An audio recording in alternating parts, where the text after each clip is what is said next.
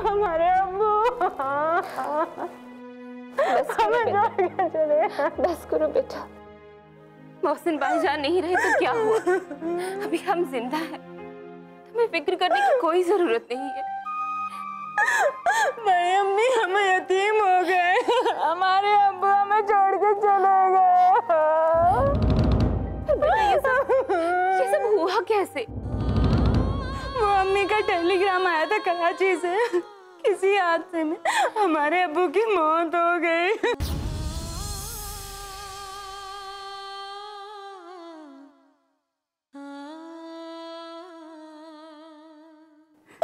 चुप हो जाइए बाजी, शायद अल्लाह को यही मंजूर था। अल्लाह मोहसिन चाचा को जन्नत नसीब करे।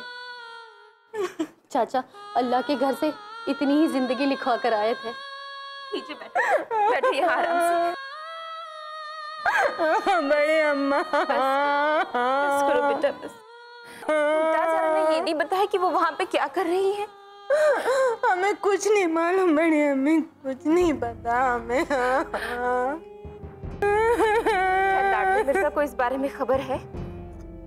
उन्हें सब खबर है। हस्बे दस्तूर वो जिस तरह ताने कसते हैं, आज भी वही करके चले गए।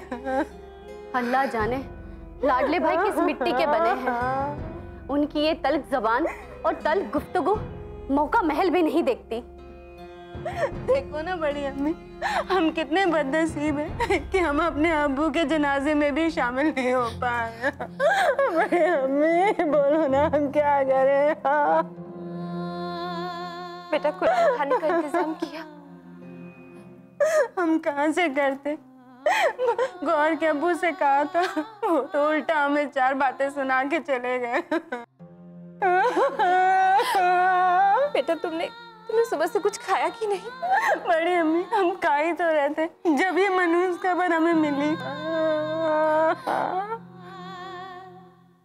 अब्बू बेटा तुम्हें कभी भी किसी भी चीज की जरूरत हो तो बेझिझक हमसे कह देना। बड़ी अम्मी अब हम किससे कहेंगे, आपके सिवा हमारा है ही कौन, बोलिए ना। हम ही तो है। सब्र करे नसीमा बाजी, क्यों रो रो कर अपने आप को हलकान करती है।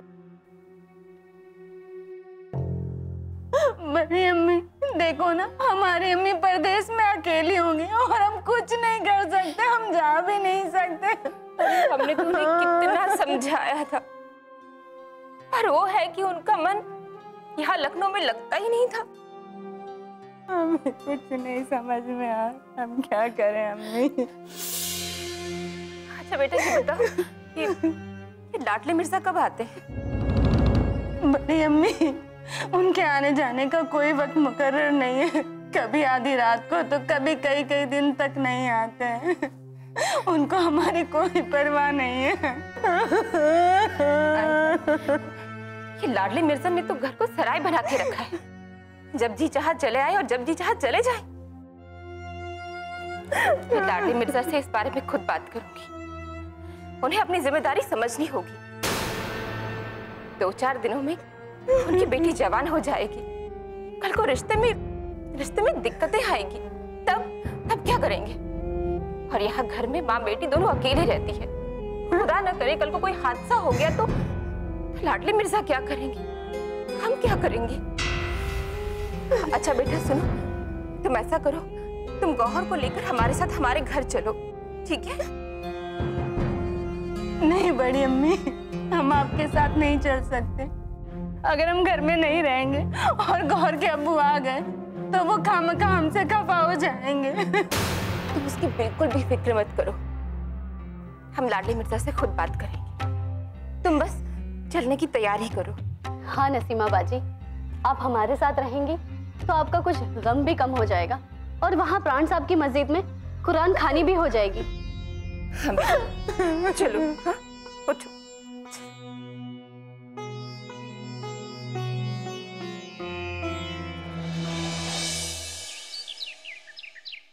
डिप्टी साहब को मोहसिन भाई का यूं चले जाना पसंद नहीं आया था। डिप्टी साहब ने मोहसिन भाई को लाख समझाने की कोशिश की कि वो यहीं लखनऊ में रह जाए, मगर वो बगैर किसी को इत्तला किए हैदराबाद चले गए और फिर मुल्क की तकसीम के बाद बिना किसी को इत्तला किए पाकिस्तान चले गए और वहां पे किसी हादसे का शिकार हो गए। सच पूछो नसीबा, मोहसिन भाई के इंतकाल के बाद डिप्टी साहब टूट से गए हैं और तुम भी तन्हा रह गई हो। वैसे बेटा हम सब हैं यहाँ तुम्हारे साथ, पर हम जानते हैं वालिद की कमी को कोई पूरा नहीं कर सकता और ऊपर से डांटले मिर्जा का तुम्हारे साथ रवैया अच्छा भी नहीं। बादशाह बेगम अब क्या कहूं, जैसी मुमताज आरा थी वैसे ही मोहसिन थे और उन्होंने जो ठान लिया वो ठान लिया। उन्होंने कभी अपनी अक्ल से काम नहीं लिया।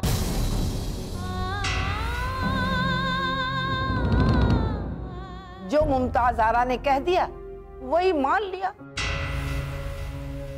अब मर गए हैं तो क्या कहूं उनके बारे में। अरे आप लोग ये कैसी बात कर रहे हैं?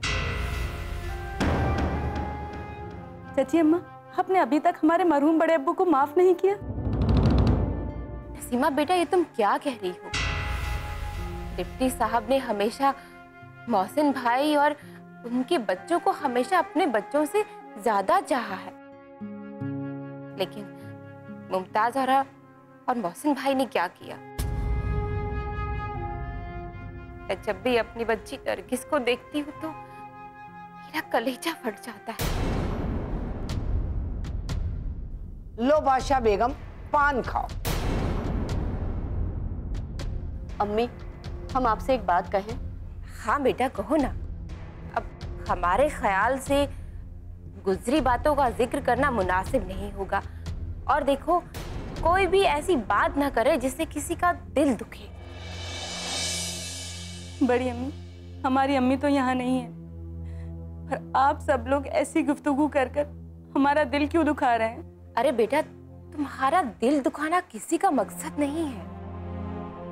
ऐ नसीमा, मुमताज आरा का अगर जिक्र हो रहा है तो इसका मतलब है कि उसने गलतियां की है। तुम्हें इसका बुरा नहीं मानना चाहिए। अच्छा ये बताओ, मुमताज आरा वहाँ पाकिस्तान में रह किसके साथ रही हैं? अम्मी मामू के साथ रह रही हैं। अरे है, पाकिस्तान में तुम्हारे कौन से मामू रह रहे हैं? शाहिद मामू जो कराची में रहते हैं, बंटवारे से पहले भी वो वहीं रहते थे, उन्हीं के साथ रह रही हैं। अच्छा अच्छा, शाहिद, चलो कोई तो है वहां। मुमताज आरा अकेले तो नहीं रह रही है ना, वरना डिप्टी को फिक्र हो जाती कि अरे पाकिस्तान में मुमताज आरा अकेले कैसे रह रही है। नसीमा बाजी, अगर आपको भूख लगे तो हमें बता दीजिएगा, हम खाना लगा देंगे। जब हमें भूख लगेगी हम बता देंगे। ठीक है। और हाँ अम्मी, हमने पास के ही मदरसे में मोहसिन चाचा के लिए कुरान खानी रखवाई है। चलो ये तो तुमने बहुत अच्छा किया मरहूम की मगफिरत के लिए। अल्लाह मरहूम के मगफिरत के लिए उन्हें जन्नत नसीब करे। आमीन सुम आमीन। अब तो डिप्टी साहब को लेकर बहुत परेशान है। वो अली का फोन आया था, बता रहे थे कि डिप्टी साहब ने जब से मोहसिन भाई के इंतकाल की खबर सुनी है एकदम से खामोश हो गए हैं। मोहसिन ने अपनी जिंदगी में कोई सुख नहीं देखा। बीवी मिली तो माशाअल्लाह, दामाद मिला तो क्या कहना, और अब्बास के हादसे ने तो उसको दीवाना बना दिया। वक्त से पहले बूढ़ा हो गया और परदेश में बेचारा मर गया। ये सब उसके गलत फैसले की वजह से हुआ है। आप लोग जो ये बातें कर रहे हैं ये सही नहीं है। मोहसिन चाचा के लिए अल्लाह से दुआ मांगिए कि अल्लाह उनके सारे गुनाहों को माफ करे और उन्हें जन्नत में जगह दे।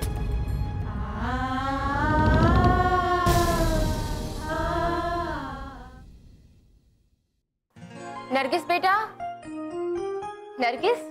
अरे अम्मी, आदाब। आदाब बेटा। आइए आइए। आपने क्यों जहमत की, हमें बुला लिया होता। अरे बेटा, वो हमारा अकेले बैठे बैठे बहुत जी घबरा रहा था, तो हमने सोचा कि हम अपनी नरगिस बेटा के पास जाएं, उससे बातें करें। जी अम्मी बताइए। बेटा, डिप्टी साहब आने वाले हैं। अरे अम्मी, ये तो बहुत अच्छी बात है। अब अब्बू यहाँ आ जाएंगे, उनकी तबीयत भी ठीक हो जाएगी। बेटा, हम लोग सोच रहे थे कि मोहसिन भाई का इंतकाल हुआ है, तो अब्बास को एक ताज़ियत का खत लिखते हैं। बेटा, इस वक्त ये बहुत जरूरी है। हम भी कई दिन से सोच रहे थे कि अब्बास का पता वही है या बदल गया है। अब बेटा, हमें लगता है कि वही पता होगा। तुम खत भेजो तो सही, वो वहीं रह रहा होगा। अब्बास को अपने वालिद के इंतकाल की खबर है भी या नहीं? हाँ बेटा, अब हम क्या करें? अब्बास का तो कोई टेलीफोन नंबर भी नहीं है, वरना हम डाक घर जाके खुद उससे बात कर लेते। अब्बास ने तो ना कभी कोई सही टेलीफोन नंबर दिया और ना ही पता। बस जब उनके दिल में आता है तो भूले बिसरे से खत भेज देते हैं।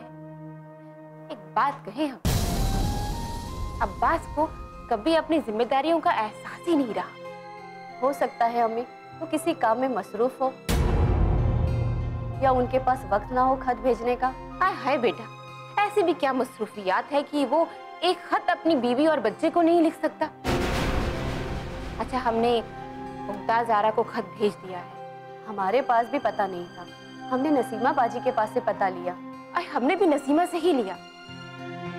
एक बात कहे नरगिस, मुमताज आरा मोहसिन भाई के इंतकाल की खबर नसीमा से कर सकती थी, हमसे नहीं। तो भला हो नसीमा की उसने बताया। हमारी समझ में तो ये नहीं आता कि मुमताज आरा की ऐसी भी क्या नाराजगी है हमसे। अम्मी अब क्या कहें? अब हम तुम्हें भी क्या कहें?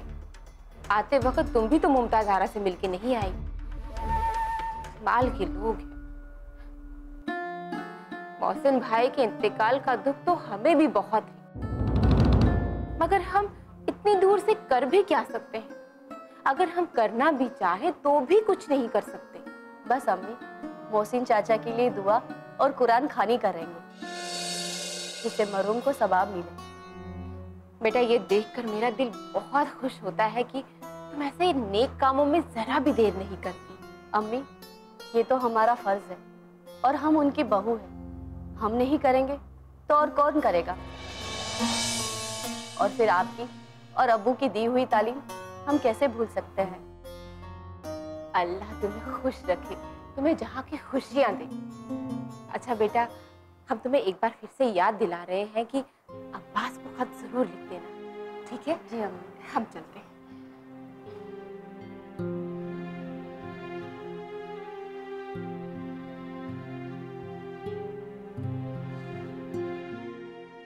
आदाब। आदाब मिश्रा जी। डिप्टी साहब कहाँ हैं? जी वो हम यहाँ हैं मिश्रा जी। कैसे हैं आप? आदाब। आदाब। तशरीफ रखिए।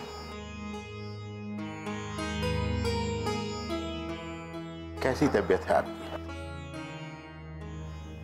तबीयत का क्या है मिश्रा, उम्र हो गई है, कभी ठीक रहती है कभी खराब हो जाती है। अरे डिप्टी, आप उम्र के बारे में सोचते ही क्यों हैं? मोहसिन भाई के इंतकाल की खबर सुनी, मुझे बहुत अफसोस हुआ। मोहसिन,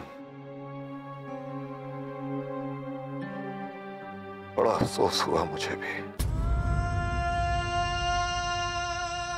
मोहसिन के इंतकाल ने हमें तोड़ के रख दिया है मिश्रा। सब्र कीजिए, और सब्र के सिवा हम लोग कर भी क्या सकते? ना वो लखनऊ छोड़ के जाते, ना ये दिन देखना पड़ता। हमने बहुत समझाया मोहसिन को, बहुत मना किया कि अपनी जमीन अपना शहर छोड़कर ना जाए, मगर पता नहीं उसे क्या हो गया था, लखनऊ में रहना ही नहीं चाहता था। लाडले मिर्जा जो मोहसिन भाई के दामाद हैं, उन्हीं की वजह से मोहसिन भाई का यहाँ लखनऊ में दिल नहीं लगता था और वो कभी वापस नहीं आए। मिश्रा जी, मोहसिन के मरने का अफसोस तो हमें है ही, लेकिन आबिद की हरकतों ने भी हमें झंझोड़ के रख दिया।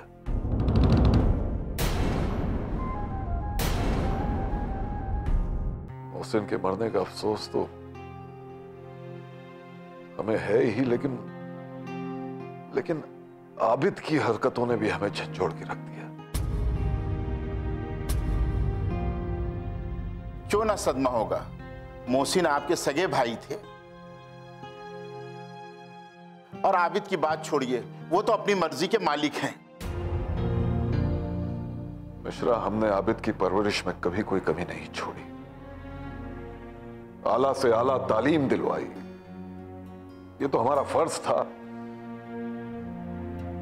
हमारे खानदान में उसकी तरह खुदगर्ज भी कोई नहीं है, सिर्फ अपने बारे में सोचता है।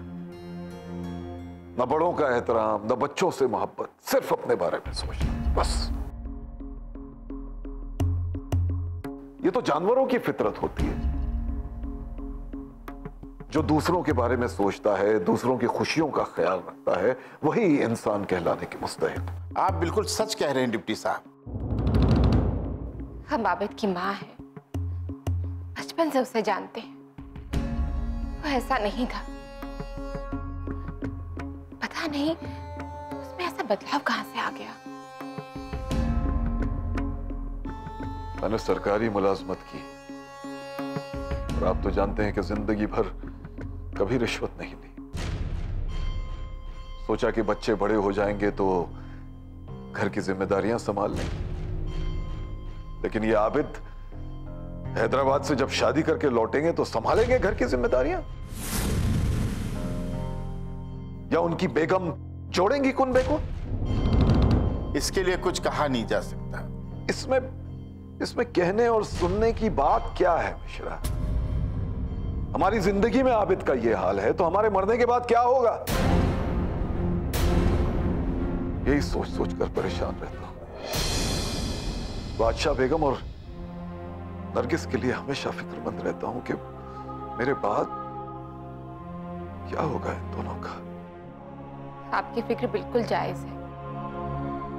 आपकी जगह पे कोई और होता तो यही सोचता। हमें तो उस लड़की के घर वालों पे बड़ी हैरत हो रही है। जिस घर अपनी बेटी दे रहे हैं, ना तो उस घर और ना उस घर वालों से मिलने आए। अब क्या कहें, आबिद ने हमें इस काबिल ही नहीं समझा कि शादी से पहले हमारी राय ले लें। उन्होंने तो बस फैसला सुना दिया कि शादी का दावतनामा भेज देंगे, आप लोग शादी में आ जाइएगा। तुम ही बताओ मिश्रा कि मैं ऐसी दावत कैसे कबूल कर सकता था? इसलिए मैंने सारे घर वालों से कह दिया कि ना कोई उस शादी में जाएगा और ना ही उस शादी से कोई ताल्लुक रखेगा। बादशाह बेगम चाहती थी कि अहमद के जरिए आबिद के दुल्हन के लिए कोई तोहफा भेज दें। मैंने कहा जो जी में आए करो, लेकिन इसमें मेरी मर्जी शामिल नहीं है। क्या करें, हमारी औलाद है।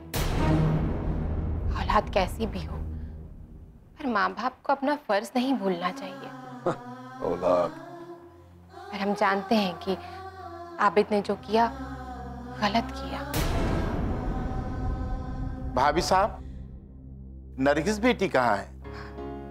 नरगिस बच्चों के साथ अपने कमरे में है। उनसे आप कहिएगा मैं उनको याद कर रहा था। अच्छा डिप्टी, मैं चलता हूँ, मुझे गांव जाना है। आप अपना ख्याल रखिएगा। जी जरूर। आदाब।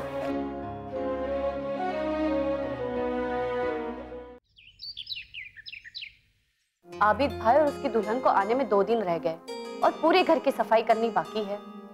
अरे तुम क्यों परेशान होती हो? आबिद की दुल्हन आएगी, खुद कर लेगी।